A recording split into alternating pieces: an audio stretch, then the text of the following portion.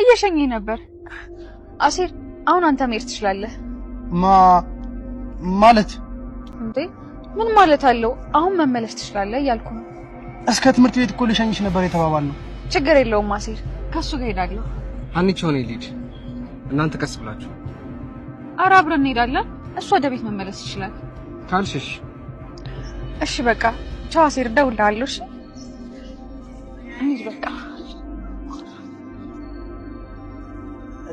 አረ ጭራሽ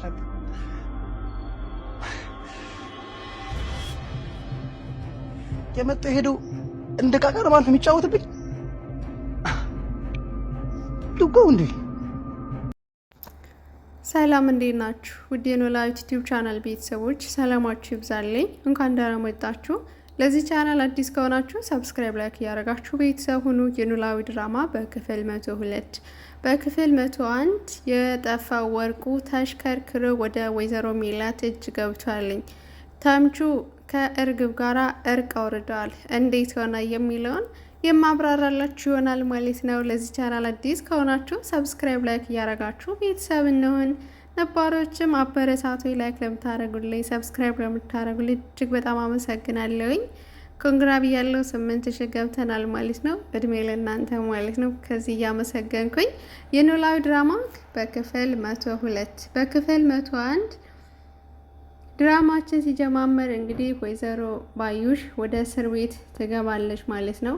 ለዚህም እንግዲህ እንድትታሰርና የጆን ዋጋ እንድታገኝ ያደረጓትኝ ተምቹና አሲር ናቸው ማለት ነው። ይህንም ያደረጉበት እንግዲህ እርግብ ካለችበት ስቃይና ማት ለማስወጣት ግዴታ አክስተኛ እርግብ መታሰር አለባት። ለዛ ነው ይቅርታ እንድታደርግልኝ ብሎ አሲርም ተምቹም አንድ ሀሳብ አምጥተው ባዩሽን እንድትታሰር ያደረጓት ማለት ነው። በዚህ ሰዓት ታዲያ ባዩሽ ከታሰረች በኋላ ተምቹ እርግብን ለመፈለግ ይሞክራል ማለት ነው። እርግብም ወርቁን ከተምቹ ጋር እንደተወችው ስታቅ እንግዲህ ወርቁን ለማግኘት ግዴታ ተምቹን መጠቀም ነበረባት ማለት ነው። በዚህም እንግዲህ ተፈላልገው ተገናኝተዋል። ቀጥታ ነበረ የነገራት ማለት ነው። ባዩሽ እንደታሰረች እና ጓደኛሽም አብራ ታስራለች፣ ወደ ዛፓ ገብታለች ብሎ ሲነግራት በጣም ትደናገጥና በቃ አለቀልኝ እዚህ በኋላ እያለች እናያታለን እርግብ። ነገር ግን ተምቹ እዚህ በኋላ እኮ ምንም ነገር የሚያሰጋሽ ነገር የለም፣ እሷ ነበረች የምታስጨንቅሽ፣ ቆይ ለምን ትፈሪያለሽ፣ ለምን አትሰሚኝም እያለት ነበር ማለት ነው። ቆይ አንተ ግን ለምን ጠፋ? ከስንት ጊዜ በኋላ እየፈለግኩ ነበር ትለዋለች ግራ በመጋባት። እንግዲህ አንድ መላት ወድቆላቸዋል ማለት ነው። የስጋት ተሆናት የነበረችው ባዩሽ እንግዲህ እና እንዲሁም ሜሪ ደግሞ አብራ በመታሰሯ በጣም ትደነግጣለች። ታዲያ ይህንን ስትሰማ ሀና በጣም ትደናገጥና ለወይዘሮ ሜላት ሂዳ ትነግራታለች። ወይዘሮ ሜላት ባዩሽ ሰው የላትም እኮ፣ ቆይ እዚህ በኋላ መታሰር ምን ያክል ከባድ እንደሚሆንባት ማንም ጥያቄ የላትም፣ እድሜ ልኳን በስብሳ ነው የምትቀረው እያለች ነበረ።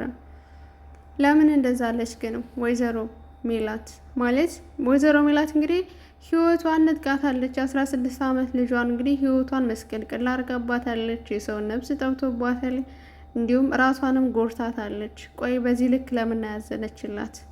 ወይዘሮ ሜላት የተደበቀ ማንነት አላት ማለት ነው። የሰው ልጅ በሰራው ልክ እንግዲህ መቀጣት የለበትም። ለምን ተጸጸተች? ይሄ ራሱ ጥያቄ ነው። ሀናና እርግብም እንግዲህ ፊት ለፊት የሚጋፈጡበት ሰዓት መጥቷል ማለት ነው። ምክንያቱም ወርቁ ተምቹ አስቀምጦት የነበረው ለሀና አደራ ይቀመጥ እዚህ ጋራ የፍቅረኛ ቦርሳ ነው፣ እሷን ያስታውሰኛል ጠረናም ብሎ አስቀምጦት ነበረ። ታዲያ ሀናም እንደዋዛ ከፍታም ስላላየችው ድንገት ትተው ወደ ክላስ በምትሄድበት ሰዓት እንግዲህ ኖላዊ ቦርሳውን ይዞ ሀንዬ እቃዋን ረስታ ነው አንዳንድ ነገር ያስፈልጋታል እኮ ብሎ በፌስታል አድርጎ እንግዲህ ወደ ወይዘሮ ሜላት ቤት ይሄዳል ማለት ነው። ከሜላት ከሄደ በኋላ እንግዲህ ሀንዬ ቦርሳዋን ትታኮ ነው ለዚህ ነው የመጣሁት ብሎ ምሳቸውን ጥርግ አድርገው ከበሉ በኋላ ቦርሳውን እና ታዲያ እሷ እኮ ታመጣው ነበር ለዚህ መድከም ትለዋለች። አይ ምናልባት አንዳንድ ነገር ካስፈለጋት ብዬ ነው ብሎ ሲናገር ቦርሳው በሚከፈትበት ሰዓት ሜላት እንግዲህ በጣም ትደነግጣለች ማለት ነው። ምናልባት ውስጡን ከፍታ ካየችው ሀና ወንጀለኛ የምትሆንበት ይመስለኛል። ምክንያቱም ማን አመጣው ከየት መጣ የሚለው ውስጡን ከፍተው እስካላዩ ድረስ ማለት ነው። ቢሆንም ግን ቦርሳው ተመልሶ ወደ ሜላት በመግባቱ ጎበዝ ከሆነች ከፍታ ካየችው ትጠቀማለች፣ አለበለዚያ ድጋሚ ትበላለች ማለት ነው። ይኸው ባዩሽ ታስራለች። ነገር ግን እርግብና ተምቹ አንድ ላይ ስለሆኑ እርግብ አሁንም ቦርሳው የት እንዳለ ትጠይቀዋለች። አስቀምጨዋለሁ ብሎ ይናገራል ተምቹም እንግዲህ ወደ ሀና ነው የሚሄደው ማለት ነው። ሀናም ደግሞ እንግዲህ ካለበት ስታይ እንደሌለ ስታይ ትደነግጣለች ማለት ነው። ያ ማለት ኖላዊ ለባዩሽ እንደሰጣት ለሜላት እንደሰጣት ምናልባት እንግዲህ ወይዘሮ ሜላት ሀና ቦርሳዋን ጥለው ሄዳ ስለተባለች ሀና ሌባ ሊያስደረጋት ይችላል። ይህ ነገር በጣም ወንጀል ነው፣ ያስፈራልም። ሜላትንም ሊያጠራጥራት ይችላል። ምክንያቱም ሀና የምትፈልገው ወይዘሮ ባዩሽ እንድትቀጣና የእጇን እንድታገኝ ነው። ስለዚህ ወርቁን ለመውሰድ አስባ ነው የሚሆን ብላ ደግሞ ልትጠራጠራት ትችላለች። እንግዲህ ማለት ነው የሆነው ሆኗል። እንግዲህ በቀጣይ ክፍል የምናየው ይሆናል ማለት ነው።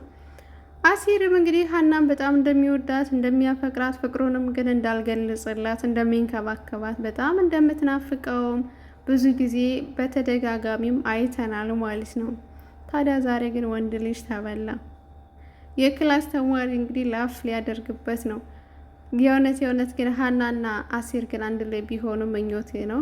በጣምም ምርጥ ካፕሎች ይወጣቸዋል ያስባለሁ። ምናልባት ሀና ሀብታሙን ልጅ ስታይ ግን ልቧ ትንሽ የሸፈተ ይመስላል፣ አልመሰላችሁም?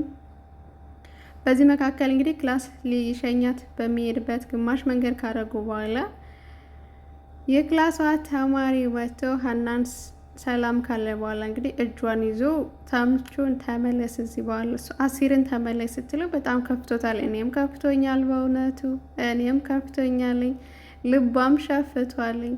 ማለት በዚህ ልክ ቆይ ለምንድን ነው እሱ የፈለገ ናፍቀሽኛል፣ ላገኝሽ እፈልጋለሁ ካላት በኋላ ወደ ክላስ እንደሚሸኛት ነበር የተነጋገሩት። በዚህ መሀል እንግዲህ የክላሷ ተማሪ ሲመጣ ከባድ ነው ሸኝቶ ማለት ነው። ልቡ ተሰብሯል። ቆይ እኔ የመጣ የሄደው ሁሉ ነው እንደ የሚጫወትብኝ እኔ ሰው መስያ ልታያቸውም እያለ እናየዋለን ማለት ነው።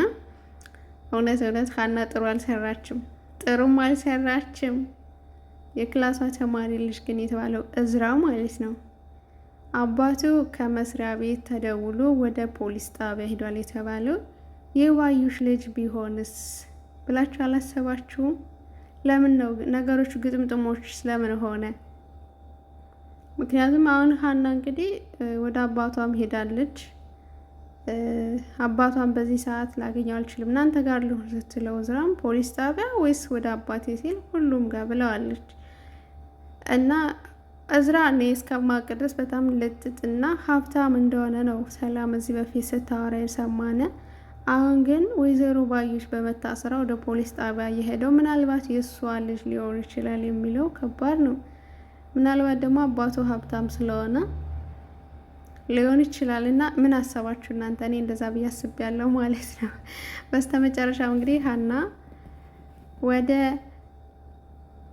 እዝራ ጋራ ወደ አባቱ ቤት ወይስ ወደ ፖሊስ ጣቢያ እየተባሉ በምታወራበት ሰዓት እንግዲህ ድንገት ምናሴ ስልክ ይደውልላት እና ባዩ ሜላት እንደታመመች ይነግራታል። በዚህም ተደናግጣ እማዬ ስትል እንሰማለን። ወይዘሮ ሜላት ምን ገጠማት በድጋሜ ይመስለኛል ወርቁን ስታገኘው በጣም ተደናግጣ ነው ወደ ሀና ስልክ ያስደወለችው፣ ወይም ደግሞ ፌንት ሰርታ ሊሆን ይችላል። አይድኑ ድራማው ሙሉን አላየሁትም፣ ያያችሁ አስቀምጡ እና ይህንን ይመስላል ድራማው በአጠቃላይ።